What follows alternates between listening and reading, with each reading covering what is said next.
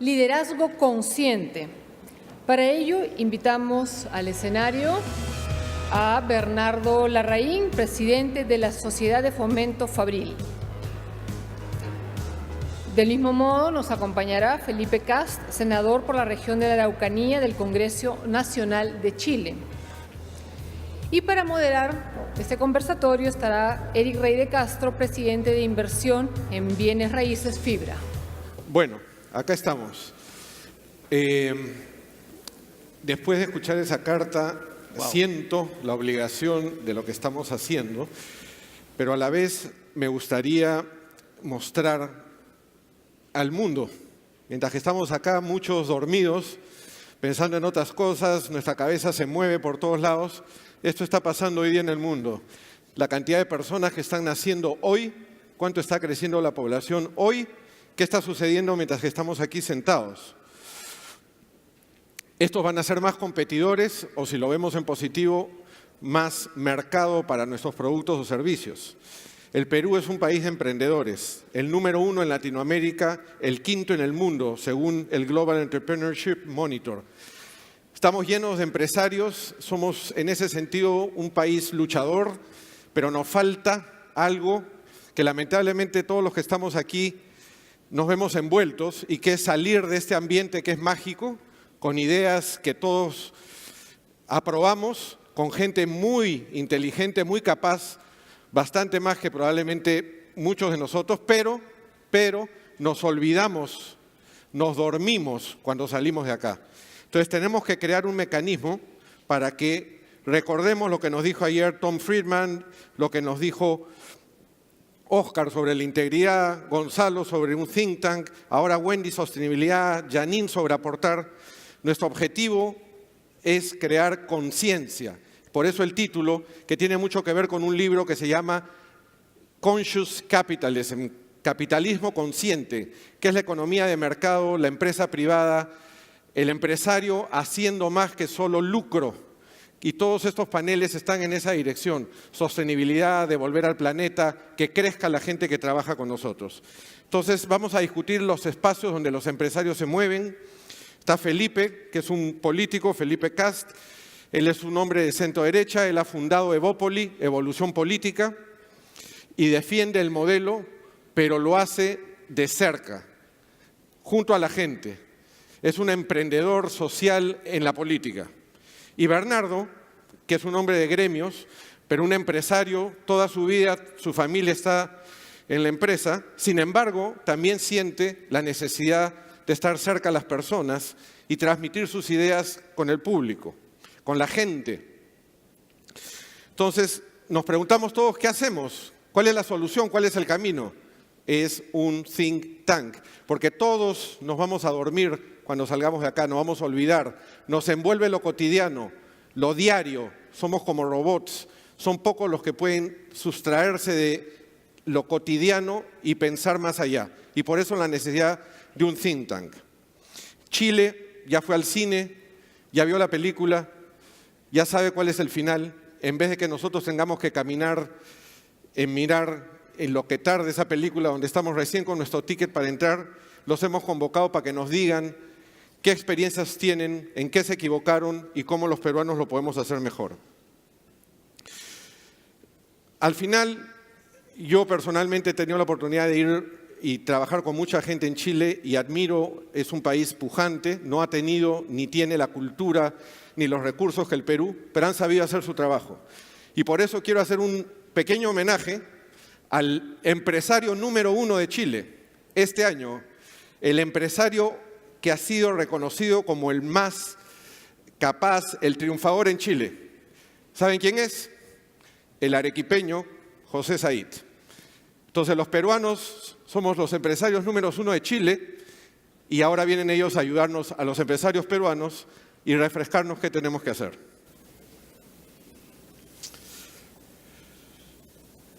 Entonces, Felipe.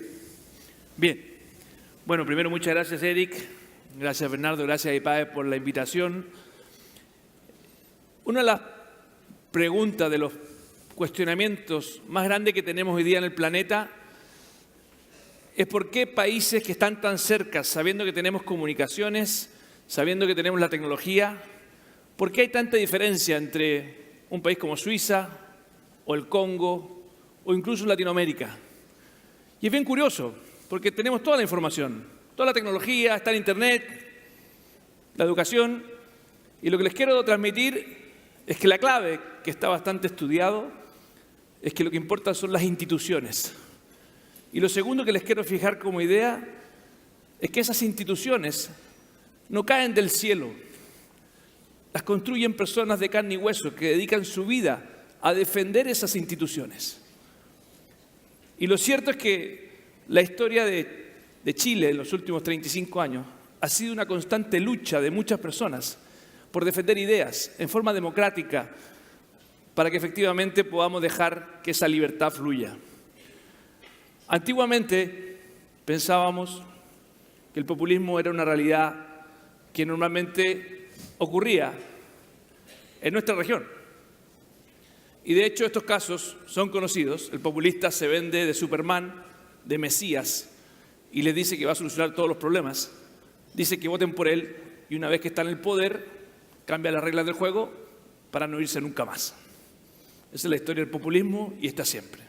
Pero resulta que el populismo también hoy día está presente en otros lugares del mundo en forma bastante masiva.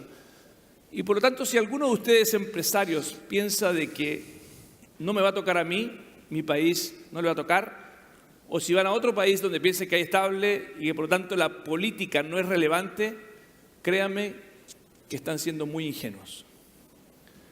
Y de hecho hay populismo de distintos colores.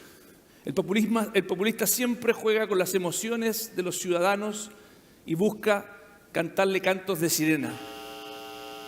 Y desgraciadamente, muchas veces, el mundo del empresariado también cae en las reglas del juego que los mismos políticos muchas veces establecen o que los mismos políticos caen. Por eso felicito a IPAE, vi que están hoy día en una campaña cero soborno, sabiendo que hoy día también en Perú el tema de la corrupción es probablemente uno de los síntomas más graves de la falta de instituciones que hagan bien su trabajo. El The Economist este año nos ha dicho de las maravillas del liberalismo, de la democracia liberal, pero también nos ha advertido de que el mundo liberal, la élite, se ha quedado mirándose el ombligo y dejó de dar la batalla radical por tener una cancha pareja, por tener verdadera meritocracia.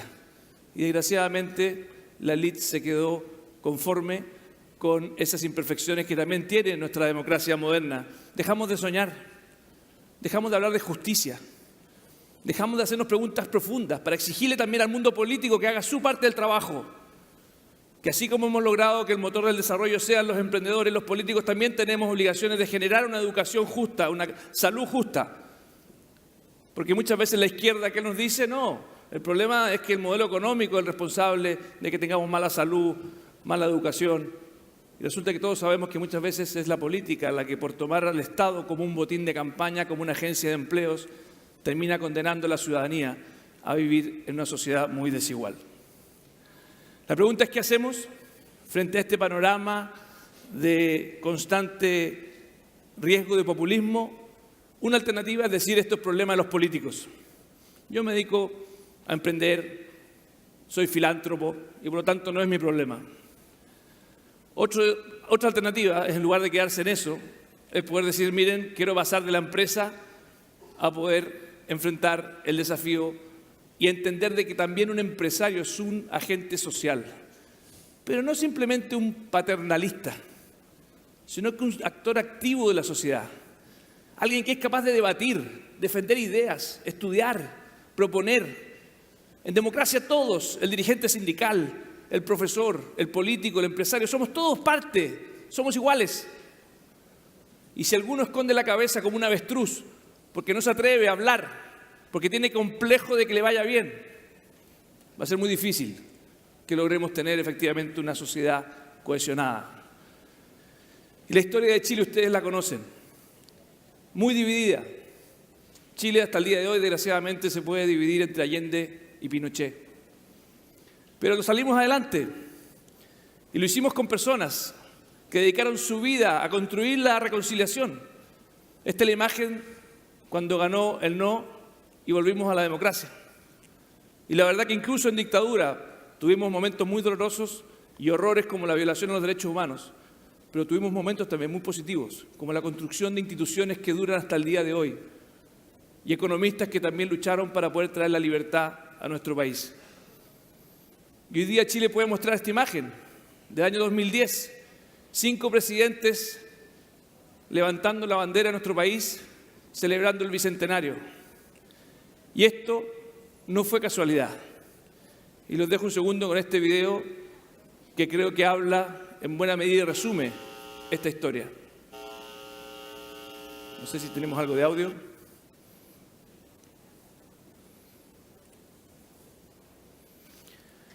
Bueno, este video lo que muestra es básicamente la revolución que significó, no solamente en términos económicos, sino que social, el poder tener buenas políticas públicas y tener un set de revoluciones sociales y económicas que hizo que la realidad de Chile fuese dramáticamente distinta con el paso del tiempo. Voy a seguir adelante.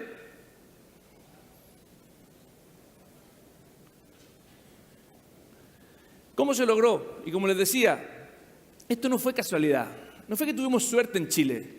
Teníamos probablemente una de las sociedades más divididas y logramos convocar a muchas personas a tener un debate profundo de ideas. Y por eso lo que decía Eric, la importancia de tener centros de estudios. Y no solamente centros de estudios, sino que después de que esos centros de estudios entren a la política, a poder entregar efectivamente un debate de primer nivel mirando en el largo plazo, no simplemente mirando en cómo pasa el próximo mes. Tuve la suerte de tener 2 papás. El que está en blanco y negro, Miguel Kast, un economista de los Chicago Boys que trabajó con Pinochet, murió cuando yo tenía 6 años. Su gran herencia que me dejó fue haber dedicado sus cortos 34 años a hacer de Chile un país mejor. Hizo el primer mapa de la extrema pobreza en Chile. Fue presidente del Banco Central, ministro 2 veces y era un apasionado de la vida. Y mi madre tuvo la suerte de encontrar a mi padrastro cuando yo tenía 12 años, quien fue ministro de Ricardo Lagos, y dedicó sus mejores años de su vida a modernizar el servicio de impuestos internos. Un ingeniero civil de la Universidad de Chile. ¿Por qué les muestro estos 2 casos? Más allá de la emoción que me genera tener estos 2 papás. Los 2 dedicaron su vida a cuidar las instituciones de Chile. No se quedaron mirando el ombligo, no se quedaron simplemente opinando desde fuera. Y eso, por lo menos para mí, es un orgullo tremendo. Y creo que es lo que hace la diferencia entre un país y otro.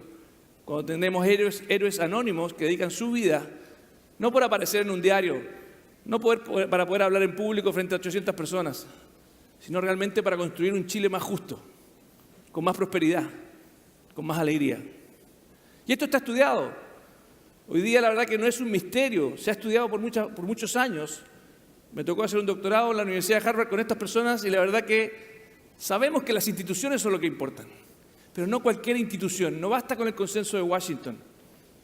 Ya sabemos que tenemos que tener baja inflación y mantener responsabilidad fiscal. Necesitamos instituciones inclusivas que permitan efectivamente meritocracia. Que la cuna de donde nace un niño no marque las oportunidades de ese niño. Y por eso los liberales tenemos que ser doblemente obsesionados con la justicia liberal. Porque siempre vamos a estar bajo sospecha de que trabajamos para los empresarios. Y la única forma de eliminar esa sospecha de que trabajamos para los empresarios es que vean que trabajamos por la verdadera libertad. Y la verdadera libertad ocurre cuando existe verdadera meritocracia. Y no simplemente cuando los privilegios se transfieren de una generación a la otra, donde no hay igualdad de oportunidades. Y les quiero poner esta foto, ya más concreta. Este es Sebastián Piñera, presidente 2 veces, y ese es Cristian Larroulet. ¿Por qué les pongo a Cristian Larroulet, que ustedes tal vez ni lo conocen? Él fundó un think tank. Estuvo 20 años dedicado a construir un think tank. Hoy día es el jefe de asesores del presidente. También ha dedicado sus mejores años de su vida a que la política tenga contenido, tenga quilla, y no simplemente que sea caudillos personales. El caudillo de turno que permite subir en las encuestas. Y por lo mismo, la invitación que les hago es a no quedarse dormidos, a poder hacerse de una oportunidad tremenda que tienen. Yo sé la crisis que está viviendo el Perú hoy día. Tienen todo para poder seguir demostrándole a Chile también, que hoy día tenemos otras dificultades, de que Perú es un ejemplo a seguir. Y yo creo honestamente, Perú ya lo ha demostrado. Su sociedad civil, sus emprendedores han hecho muchísimo. Y desgraciadamente les ha fallado la política y las ideas. Ese es el talón de Aquiles que tienen. Tienen un pueblo maravilloso, con cultura, con tradiciones, con innovación, en áreas muy distintas. Pero si hay algo que les quiero decir y que les quiero proponer, es que ojalá tomen en serio la invitación que hoy día hace Eric, se dejen de mirar el ombligo, hagan proyectos colectivos y entiendan que su rol como empresarios no es solamente su parcela, es también construir unas reglas del juego que no sean para ustedes, que sean para garantizar de que todos los jugadores de fútbol puedan jugar bien al fútbol, sin trampa, y poder meter muchos goles. Muchas gracias a todos.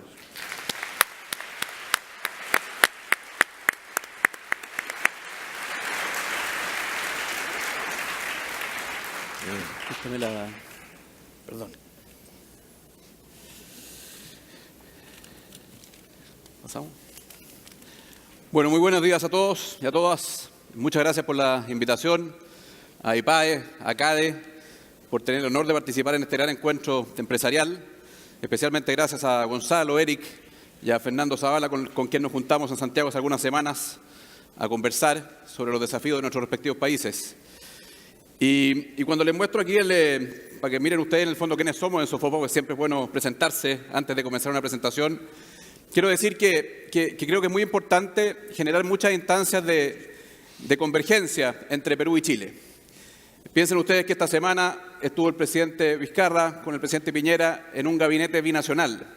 Me tocó la oportunidad, de hecho, de estar en el almuerzo que ofreció el presidente Piñera al presidente Vizcarra. Incluso le cantamos feliz cumpleaños a dos ministros de Estado del Perú, la ministra de Medio Ambiente y el ministro de Transporte. Y creo que eso tiene que haber mucho más capilaridad en esa relación. Por ejemplo, conocer hoy día la experiencia de empresas que yo no conocía. Aquí tengo los nombres para felicitarlos, porque realmente es un testimonio muy impresionante. El de Yanín con Yambar, el de Miguel con Viru. Yo creo que los chilenos tenemos mucho que aprender de experiencias empresariales peruanas y por lo tanto ojalá seamos mucho más locuaces en contarlas y también en compartirlas entre los dos países. Así que cuando conversaba con Eric sobre esta presentación, en solo 10 minutos me decía, yo pensaba concentrarme en el presente de Chile y en cómo la empresa se está insertando en ese presente. Pero Eric me insistió mucho que quería que contara un poquito la película, desde sus orígenes quizás al principio de los 90, cuando empieza la democracia. Y es lo que voy a hacer brevemente. Y aquí otra cosa que quiero decir, ¿no es cierto?, que me siento muy honrado de compartir panel con el senador Kast, que es uno de los líderes políticos, hay que decirlo, él no lo dije porque es muy humilde, uno de los principales líderes políticos emergentes en Chile, que además tuvo el mérito de formar un nuevo partido político como es Evolución Política, porque la política precisamente se hace a través de proyectos colectivos y a través de instituciones y no a través de aventuras personales. Y vamos a tener mucha convergencia además en las cosas que dijimos, a pesar de que no nos coordinamos, digamos, pero van a haber muchas cosas comunes. Por ejemplo, se me viene a la mente el libro que mencionó Felipe, de Acemoglu y Robinson, de por qué las naciones fracasan. Y claramente la diferencia entre los países que progresan y los países que no progresan son la fortaleza de sus instituciones. Y creo que esto es muy pertinente para la historia de Chile.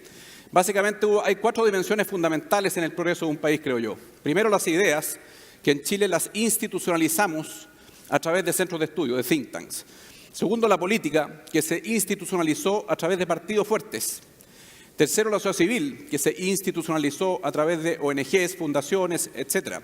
Y finalmente, los empresarios, que más allá de su acción individual en los respectivos perímetros de sus empresas, constituyeron gremios fuertes. Y este mundo empresarial fue relevante, creo yo, en estos 4 pilares.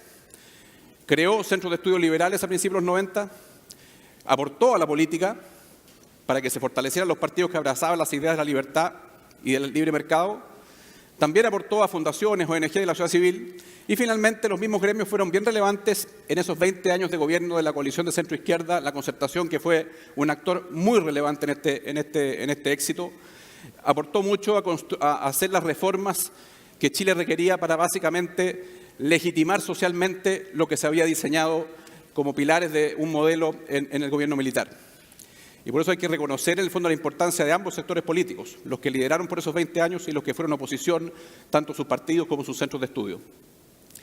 Y básicamente en este periodo Chile nunca había tenido un crecimiento más alto que en toda su historia. Nunca habían salido más personas de la pobreza que en estos años. Nunca más personas habían básicamente progresado y habían mejorado sus condiciones materiales de existencia. Básicamente Chile pasó de ser un país donde había mucha pobreza a ser un país de clase media. Y a pesar de todo este éxito, de pronto, por allá por el 2010, se empezó a expresar un cierto malestar que se expresó en movimientos sociales, sobre todo estudiantiles, bastante masivos, que revelaba algo que estaba, parece que latente, y que no logramos capturar a tiempo. Y por eso pasó eso, las instituciones se vieron superadas por este malestar ciudadano, muy canalizado a través de estos movimientos, y se desplomó la confianza hacia la tecnocracia de los centros de estudios, hacia los partidos políticos, hacia los gremios empresariales, y mantuvo alta el nivel de confianza las instituciones de la sociedad civil, las redes sociales, en fin. Y creo que mejor captura este análisis de lo que pasó en Chile es un académico intelectual chileno que se llama Carles Peño. Ahí les puse el link de una ponencia que hizo hace una semana en nuestro encuentro empresarial, en la semana pasada, de hecho, en ADE, que es bien, creo que es muy descriptiva de lo que pasó en Chile, por qué pasó esto en Chile. Básicamente lo que él dice es que es el mismo éxito de nuestro proceso de modernización capitalista el que finalmente generó una cierta estela de malestar. ¿Por qué? Porque los chilenos que progresaron como nunca en su vida, básicamente se generaron muchas expectativas y finalmente sienten ahora que ese logro estaba muy cerca de que por un episodio imprevisto, como puede ser una enfermedad, la pérdida de un empleo, una pensión insuficiente, podían volver a la pobreza. Sintieron una cierta fragilidad de lo logrado. Y además sienten que las expectativas que el mismo modelo les ofreció, la realidad no estaban suficientemente satisfechas, porque habían ciertas desigualdades que se explicaban más por el origen que por el mérito. El mérito era el gran concepto que el modelo ofrecía y sintieron que no estaba suficientemente reflejado en las oportunidades, a pesar de que los jóvenes de Chile hoy día dicen que tienen mucho más oportunidades que sus padres. Pero la expectativa, en el fondo, hay una brecha entre esas expectativas y la realidad que están percibiendo. Entonces, básicamente pasó esto. Y yo quisiera hacer básicamente 4 autocríticas de por qué nos pasa esto, porque si el Perú está en un proceso de constituir centros de estudio, bueno, creo que es bueno que también lo hagan, pero también lo hagan con ciertos aprendizajes de lo que viene cuando las sociedades se modernizan y se despliega este proceso de modernización capitalista. Y son básicamente 4. Primero, creo que pensamos que había un status quo que en piloto automático nos iba a permitir seguir progresando con el apoyo de todos los chilenos. Por así decirlo, bajamos el impulso reformista. Como que básicamente tuvimos una versión local del fin de la historia de ¿cómo se llama? La historiadora de Yokohama. Y la verdad es que había muchas cosas que tenían que seguir siendo reformadas. Piensen ustedes, ¿no es cierto?, la eficacia y la eficiencia de nuestro Estado claramente empezó a dar muestras de deterioro. Por otra parte, la política no estaba siendo capaz de procesar las demandas sociales en forma sustentable. Tercero, la economía estaba ya dando señales de adormecimiento. La productividad de los últimos 15 años en Chile ha estado prácticamente estancada y en los últimos 4 bajó. Y cuarto, había una porfiada desigualdad explicada por estos privilegios de origen, no aquella que es justa, que es la de mérito, que es por el propio esfuerzo, sino que aquella en el fondo que se explica por razones de origen o privilegios. Entonces yo creo que estas 4 razones son en el fondo muestras del primer punto, de la inercia del status quo. Nunca, frente a una sociedad que evoluciona con gran velocidad, el status quo, defender lo que existe sin moverlo, nunca es una buena receta. Siempre hay perfeccionamientos posibles, siempre hay cambios regulatorios e institucionales necesarios. Y creo que quedamos en este status quo. La segunda fue lo que yo llamo una delegación y una omisión, porque habían partidos políticos que abrazaban las ideas de la libertad y centros de estudio que nutrían a estos partidos políticos con contenidos. En el mundo empresarial dijimos, bueno, volvamos a lo que sabemos hacer, encerrémonos en nuestra empresa, produzcamos buenos servicios y productos, generemos buenos empleos. Y básicamente delegamos el estar sistemáticamente promoviendo los valores de una sociedad libre en la política, en los centros de estudio, y dejamos el espacio público. Y también, creo yo, no fuimos suficientemente conscientes de la responsabilidad que nos cabía, no solo para con nuestro perímetro, sino que también lo que pasaba fuera de nuestro perímetro, nuestro entorno y la sociedad toda. Esa es una segunda, creo yo, autocrítica que debemos hacer. La tercera, que creo que le dimos relativizamos la importancia del cómo, de cómo hacemos las cosas.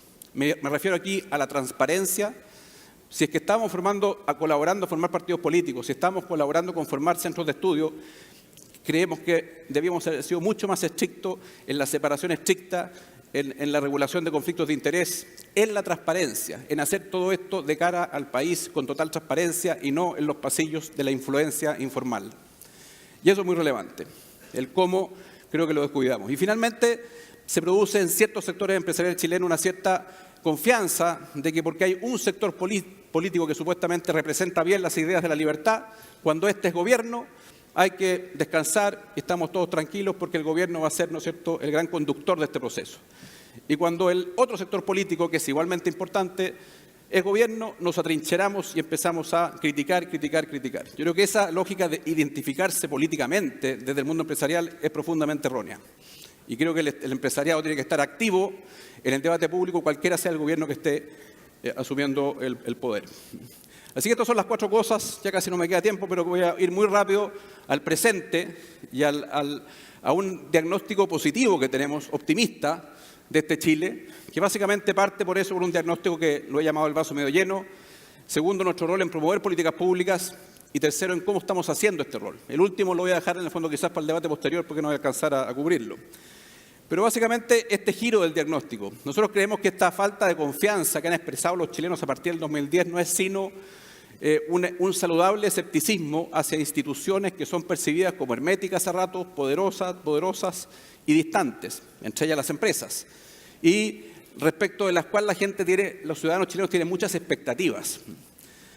Creo que estas expectativas han evolucionado mucho más rápido que la respuesta que han dado las empresas, ¿no es cierto?, para satisfacerlas, y por lo tanto hay una cierta brecha. Por lo tanto, más que una crisis de confianza de la cual mucho se habla, yo creo que estamos siendo testigos de una sociedad saludable que desafía a las instituciones y a las empresas entre ellas. Y esto representa una oportunidad para las empresas, no es una amenaza, porque las empresas, creo yo, tienen más capacidad para evolucionar y adaptarse a los cambios de contexto que la que tiene el Estado, que la que tiene la política. Y creo que hemos dado muestra de ello.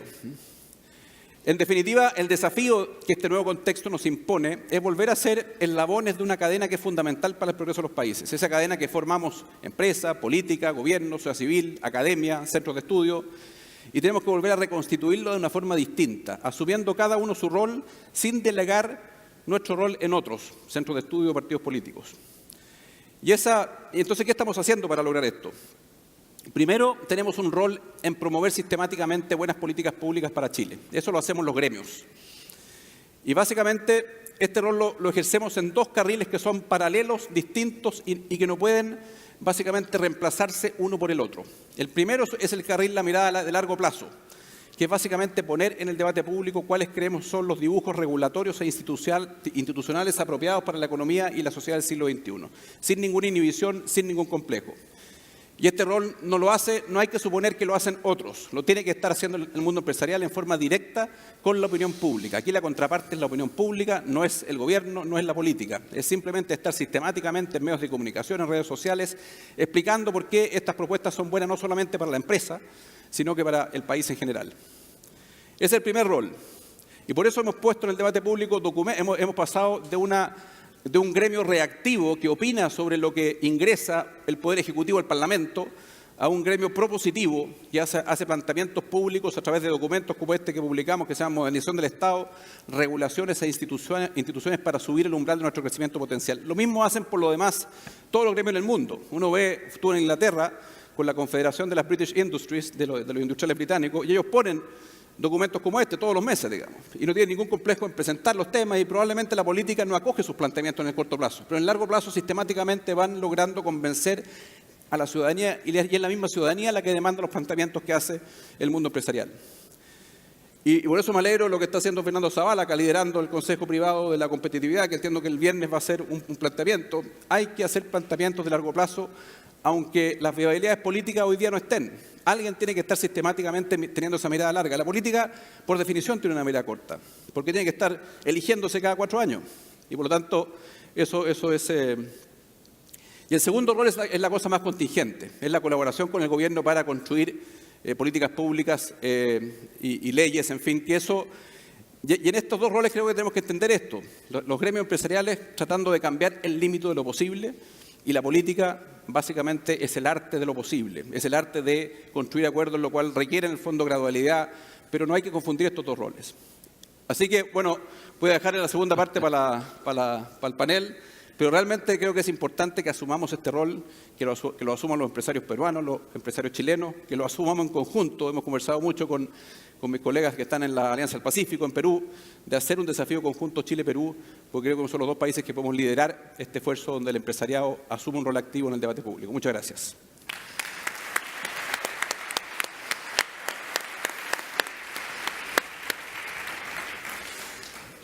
Enganchamos rapidísimo para recuperar minutos.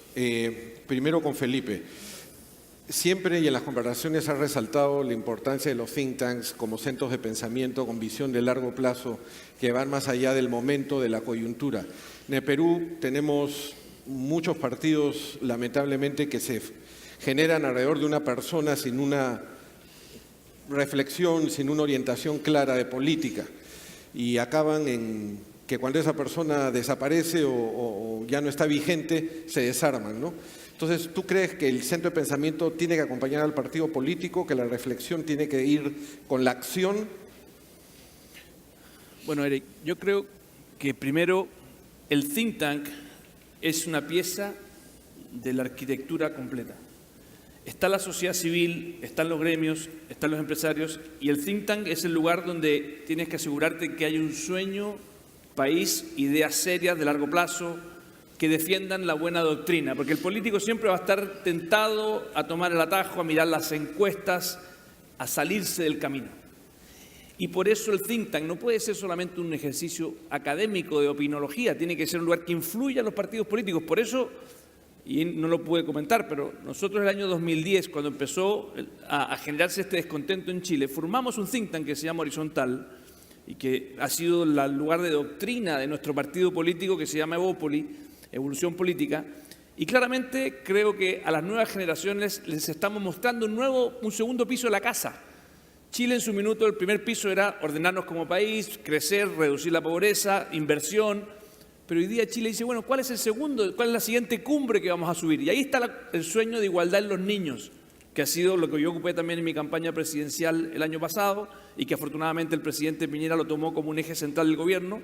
Entonces hoy día tenemos una centro derecha que no juega a la defensiva, como jugábamos antes en Chile en el fútbol. Estamos jugando más a lo Bielsa, cuando nos fue muy bien, hoy día no estamos tan bien, pero bueno, yo sé que este es un debate que vamos a tener siempre, pero la mejor forma de defender las ideas es cuando lo que decía Bernardo, y que de hecho aprovecho de reconocerle también, está haciendo una labor notable, Bernardo, de que los gremios en Chile sean un actor social, lo que yo decía al principio, y que levanten la voz, que influyan, sin complejos, con orgullo, pero sin el lobby pequeño de mi empresa, sino que defendiendo reglas parejas que nadie pueda reclamar. Entonces, al final del día, el sueño de poner a los niños primero en la fila, de lograr justicia con nuestros niños, a la izquierda en Chile le molesta, porque nosotros decimos, bueno, tenemos un sueño de justicia.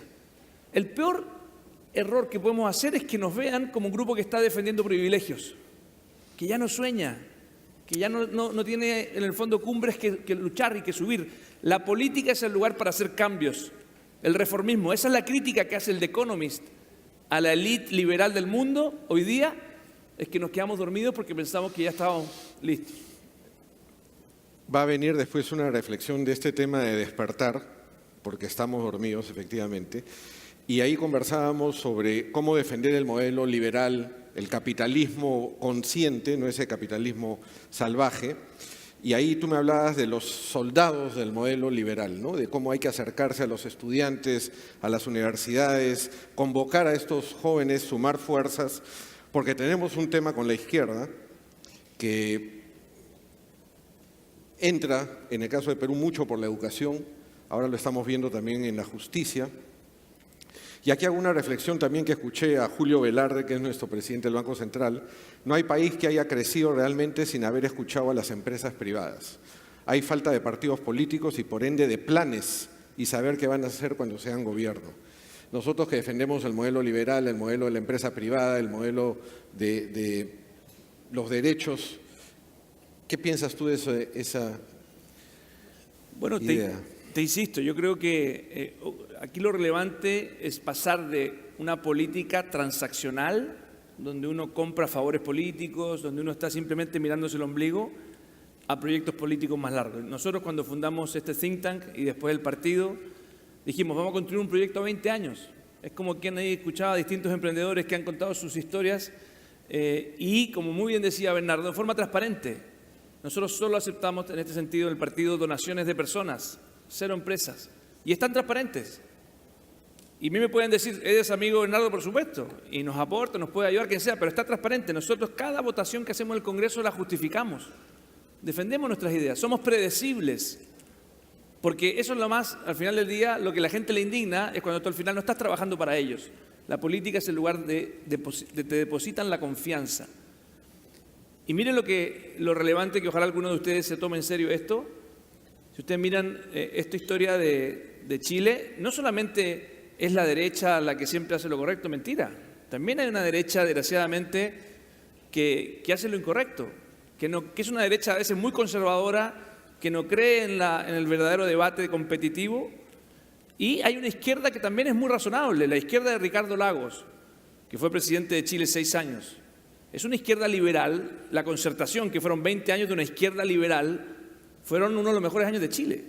O sea, hay que fomentar de que la altura del debate sea mucho mejor. Eso lo conversaba también con Fernando Zavala, preparando esta invitación, de la importancia de que fomentemos buena política. Yo puedo pensar distinto, puedo tener el corazón acá o más acá, pero si somos serios, un liberal siempre está dispuesto a equivocarse. Un liberal siempre está dispuesto a que lo convenzan, porque cree en la dialéctica del método científico. Y eso es justamente lo que eleva el nivel del debate.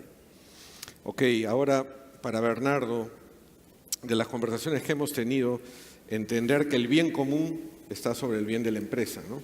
Y en ese sentido, por ejemplo, temas como competitividad y productividad.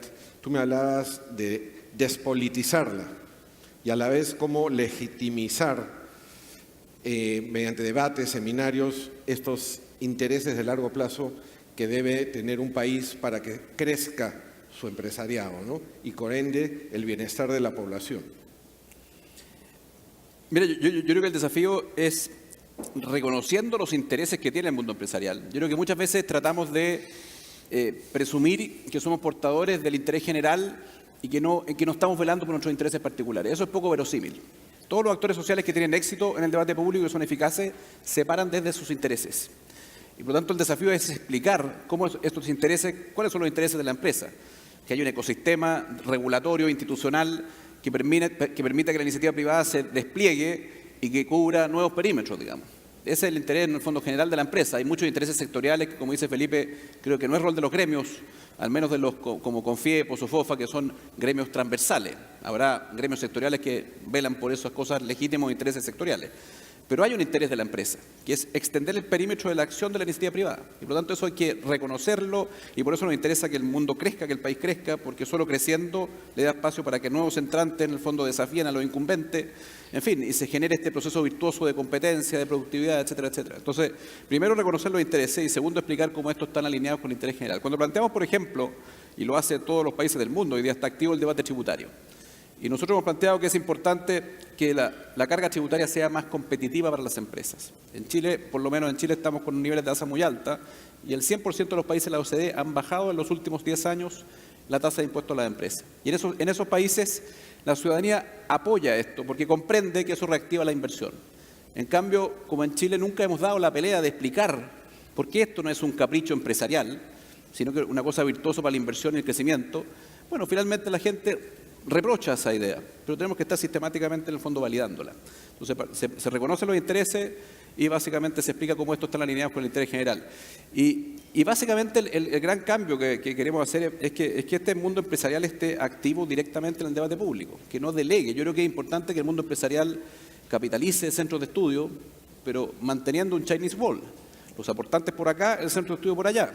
Y por eso creo que hubo una cierta virtud en los centros de estudios chilenos que fueron liderados por académicos e intelectuales destacados, con cierta independencia los aportantes. Pero eso hay que profundizarlo mucho más. ¿Para qué decir con la política? La separación es muy relevante. Y aquí quiero decir solamente un comentario sobre cómo el empresariado ejerce esta acción empresarial. Lo tiene que hacer con mucha transparencia, de cara a la ciudadanía, Creo que tarde o temprano siempre llega el reproche hacia el contacto directo, informal, poco institucional entre la política y la empresa. Eso le ha hecho daño a la democracia en todas las latitudes del mundo. Y creo que eso es, y además en el fondo creo que hoy día es ineficaz, porque tarde o temprano, como carece de legitimidad, finalmente esa supuesta construcción, digamos, privada en los pasillos que se hizo de una cierta regulación, en algún minuto termina cayéndose precisamente por ese origen que tuvo. Por lo tanto, si no somos activos en el debate público con transparencia, explicando nuestros intereses y explicando cómo estos están alineados con el interés general, no seremos eficaces. Gracias. Ahora voy a hacer un pequeño resumen con algunas de las ideas que hemos discutido. Fíjense, en lo que estamos aquí han nacido hoy día 104.000 personas, en este año 74 millones más. ¿Podemos poner mi presentación? Que la veo acá, pero no. Ahí está. Cada despertar, porque vivimos dormidos y tenemos que tomar conciencia.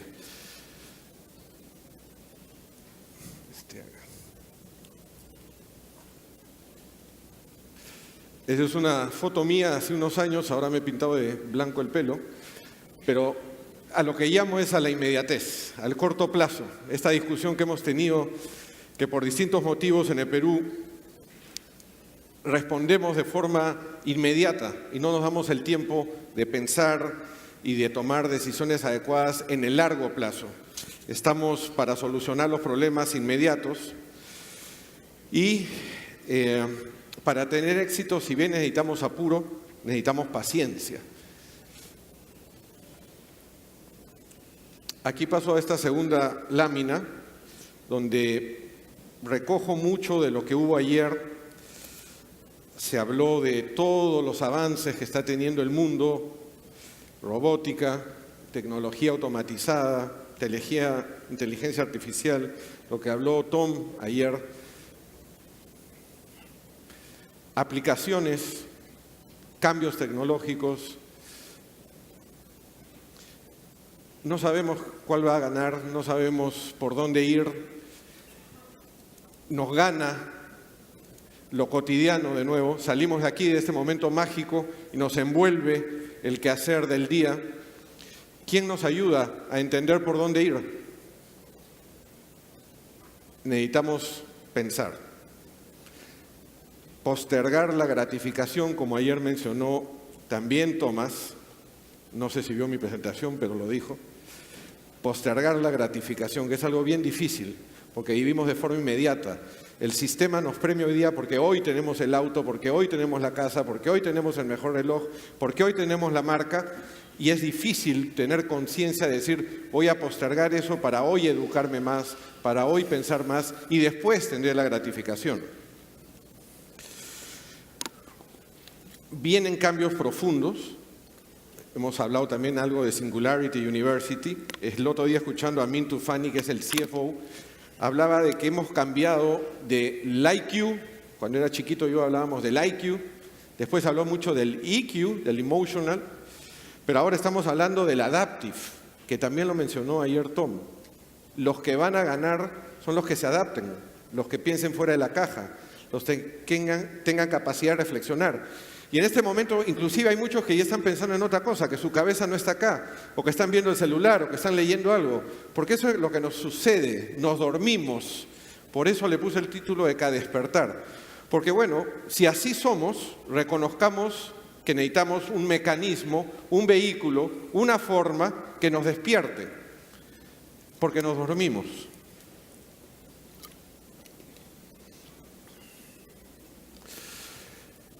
El think tank es ese puente que nos va a llevar del hoy al mañana. Las cosas no van a pasar por buena suerte, porque pasó, sucedió, van a pasar si tomamos la decisión de que sucedan. Un think tank es una fábrica de producción e innovación de pensamiento, un espacio donde convertir datos, información en conocimiento y gestar esas ideas. Pero también hay que priorizarlas y también hay que hacerlas que funcionen. Ahí viene el encuentro con Felipe, el encuentro con Bernardo, cada uno desde su trinchera, pero necesitas a alguien que te vaya dando esa información, porque cada uno se mete en su empresa, en su negocio, en su partido, y nadie está mirando más lejos, más profundo. Somos del momento. Necesitamos a estos empresarios que aterricemos las ideas, no tampoco puros académicos. Queremos muchos a los estudiosos, pero el empresario que tiene que pagar planilla, que tiene que pagar impuestos, que está compitiendo todos los días, es un tipo que está atento. Y por eso los grandes motores, los que tenemos la oportunidad de hacer el cambio, son los empresarios. ¿Por qué el modelo capitalista? ¿Por qué el modelo de mercado? Esta es la página 40 del libro. Nosotros aparecemos en el proceso evolutivo del mundo hace 50 millones de años. Nos erguimos como monos, el Homo sapiens, hace unos 120.000, y de ahí el PBI per cápita se ha mantenido muy chato. Cuando nace Cristo es $467 por persona, y ese salto brutal de reducción de la pobreza se da empezando en la Revolución Industrial, cuando se acaban los reyes, los feudos, y empieza la iniciativa privada. Empieza el empresario, el hombre que dice, quiero bienestar para mí y mi familia. Y es salvaje el cambio. ¿Cómo podemos discutir que el sistema de economía de mercado liberal nos ha traído estas mejoras? Y para el Perú, para también estas ideas izquierdistas que están atentando contra el modelo, ayer viniendo al CADE escuchaba en la radio en Puno, ya sabemos quién ganó las elecciones, y diciendo que había que hacer una nueva constitución, que esta era una constitución para las empresas, que no le traía bienestar al pueblo, y tenemos que enfrentar, y tiene que venir del centro derecha, y sin miedo de que el sistema está recontra bien, porque ha reducido la pobreza tremendamente. Sin embargo, también hay que tener cuidado, porque es tan exitoso el capitalismo, que concentra mucho la riqueza. El Perú todavía no pasa esto, y ahí es donde tenemos que apelar a los empresarios conscientes, que no solo van por el lucro, sino que también tienen una lucha por su planeta, por generar bienestar en la gente que trabaja con ellos, por devolverle a su comunidad, por generar el mejor producto y el mejor servicio. El Perú tiene un bono demográfico que sucede una sola vez en la vida de una población y tenemos que aprovecharlo. Tenemos 30 años, fíjense el resto de países con los que nos hemos comparado, todos decayendo en demografía, todos envejeciendo, el patrón de consumo de las personas varía en función a su edad. Un hombre de 80 o de 50 no consume igual que un chico de 18. Entonces es fundamental entender esto. Nos hemos sacado la lotería, aprovechémosla. Y ahora llego a las conclusiones. Quería hacer un pequeño comentario aquí y hemos hablado con la gente de CADE para darle un premio especial a alguno de los asistentes que haya nacido en Curgos. ¿Hay alguno que haya nacido en Curgos que pudiera subir? Tenemos un premio súper bueno para el CADE de Curgos. Curgos. Bueno, estaba seguro que no iba a haber nadie de Curgos. Es el distrito más pobre del Perú. El 97% de los que nacen en Curgos son pobres. Y lo que decía Felipe, están condenados por haber nacido ahí. Eso no puede ser. Nosotros nos hemos sacado la lotería geográfica, hemos nacido y somos privilegiados en lo que hemos estudiado, en lo que hemos comido, en el entorno en el que hemos crecido. ¿Por qué está condenado desde que nace el que viene de Curgos? Porque nunca va a poder estar acá. Necesitamos fundar un think tank independiente, que también es importante las menciones que han hecho, porque los gremios y los partidos políticos necesitan también esa reflexión, pero necesitamos hacer uno independiente, separado de los partidos políticos y de los gremios que tienen sus intereses muy respetables, pero necesitamos una herramienta que genere esta información para alimentarlos. El foco del sector privado debe ser el sector público. El mejor talento tiene que estar ahí, pues su impacto es brutal, salvaje. ¿Qué mal hizo Alan cuando dijo, nadie puede ganar en el sector público más que yo. Se fueron porque lamentablemente el talento, como decía don Mario Brescia, el talento hay que pagarlo, hay que remunerarlo. Y todos los talentosos, ustedes que están en las empresas privadas, debieran poder ir al Estado. Ahí necesitamos que esté el talento, porque ahí multiplican mucho más que en una empresa. El involucramiento, que ya se ha hablado mucho, la necesidad de financiar estas ideas, educarnos en ser empresarios conscientes, no solamente es el lucro, mucha información, estamos inundados de ella, mucha es irrelevante y necesitamos claridad. Un think tank nos ayuda a eso. Acordémonos que por más que queramos, por más que todas esas exposiciones son buenísimas, extraordinarias, nos vamos a olvidar, nos vamos a meter a nuestro mundo y nos dormimos. El espíritu heroico, hoy día los empresarios que dan trabajo, la gente que se esfuerza, que se priva de muchas cosas por cumplir con su empresa, son los nuevos héroes. Necesitamos reconocer a esos héroes y necesitamos migrar del puro accionista hacia todos los componentes de la sociedad. Y por último, este avance incontrolable en la innovación y la idea de cómo tener una inteligencia adaptativa. Eso va a permitir que el Perú sea competitivo. Si nos dormimos, como también se mencionó en el panel de ayer, ya no es que nos van a invadir los otros países, pero simplemente nos vamos a quedar, se nos va a pasar el micro. Ojalá sea más bien el tren balístico. Reflexionemos en eso. Necesitamos pensar. Gracias.